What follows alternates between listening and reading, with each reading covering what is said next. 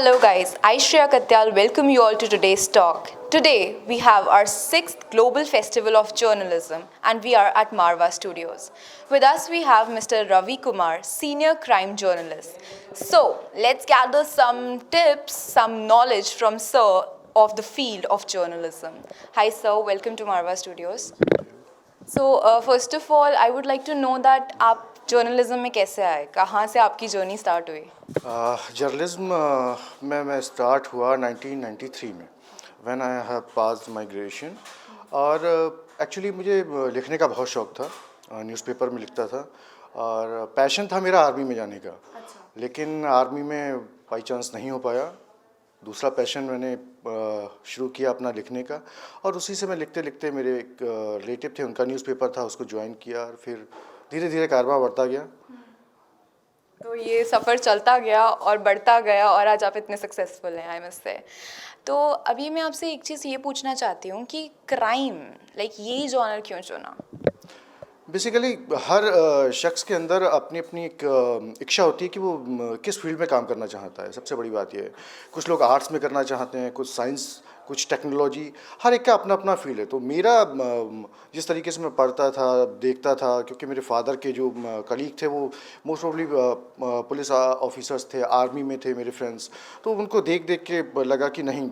और जो सोसाइटी में जो चीज़ें होती रहती थी उसको देख के बड़ा एक इमोशनली बहुत पेन होता था कि क्यों नहीं लोग इनकी हेल्प करते। तो ये पैशन बढ़ता गया और जर्नलिज्म के माध्यम से मैंने सोचा कि मैं जर्नलिज्म के माध्यम से लोगों की आवाज़ को उठाऊं और उनकी चीज़ों को रखूं ताकि जो जस्टिस है कहीं ना कहीं उनको एक थोड़ा सा एक सहारा एक जो है वो मिल सके।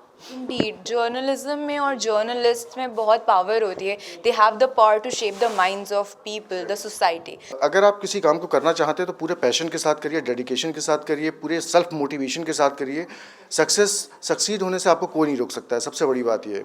और रही बात किसी ख़ास बीट की, चाहे वो क्राइम हो, चाहे वो एंटरटेनमेंट हो या फिर लॉ, एक जो बीट है, एक आपका लीगल बीट जिसे कहते हैं वो हो, आप किसी भी फील्ड को चुनिए, लेकिन उसके अंदर आपको डेडिकेशन होना चाहिए, उसके अंदर एक डेडलाइन पे आपको काम करने की क्षमता होनी चाहिए, तो आप बेहतर कर पाएंगे। और चीज़ों को समझने की एक जो पावर है आपको, किसी से आपके अंदर एक हेजिटेशन नहीं होना चाहिए कि आप किसी से अपने, चाहे जूनियर हो या सीनियर हो इस फील्ड में, आप किसी से भी कोई भी सवाल कर सकते हैं। अगर आपके अंदर कोई भी झिझक है तो वो झिझक आपको अपने अंदर से मिटानी होगी, तभी आप एक अच्छे जर्नलिस्ट बन सकते हैं। Exactly. वो हेसिटेशन हटानी होगी, कॉन्फिडेंस लाना होगा। You want to say that? Okay. So sir, अभी हमने ऑब्जर्व करा है कि काफ़ी सारे जर्नलिस्ट की आवाज़ दबाई गई है, बहुत सारे मर्डर्स भी हुए हैं, तो उसमें आपके क्या व्यूज़ हैं? हर जर्नलिस्ट का अपना एक क्राइटेरिया है, चाहे वो पॉलिटिकल जर्नलिस्ट हो, वो पॉलिटिकल हर एक का अपना बीट होती है। बीजेपी कवर करता है, कोई समाजवादी पार्टी को कवर करता है, कोई कांग्रेस को कवर करता है, तो हर एक का एक अपना सेट ऑफ माइंड रहता है। उसके हिसाब से वो लोग अपने व्यूज़ को पब्लिक के सामने लाते हैं, राइटअप्स करते हैं, चाहे वो उनकी स्टोरी हो, कहीं भी वो छलकता है, दिखता है।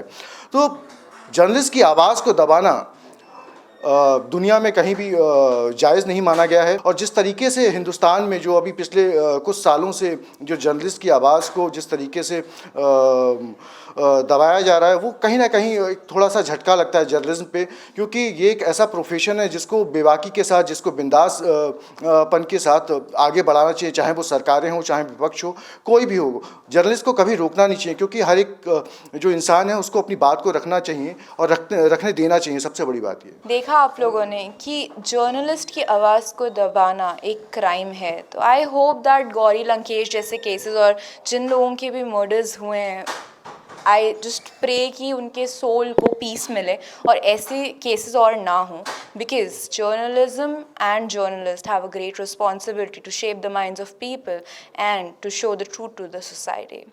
That's all for today in today's talk. I, Shreya Katyal, sign off for the day, but I'll be back very soon with another eminent celebrity guest. Till then, you keep watching MS TV, हर पल आपके साथ.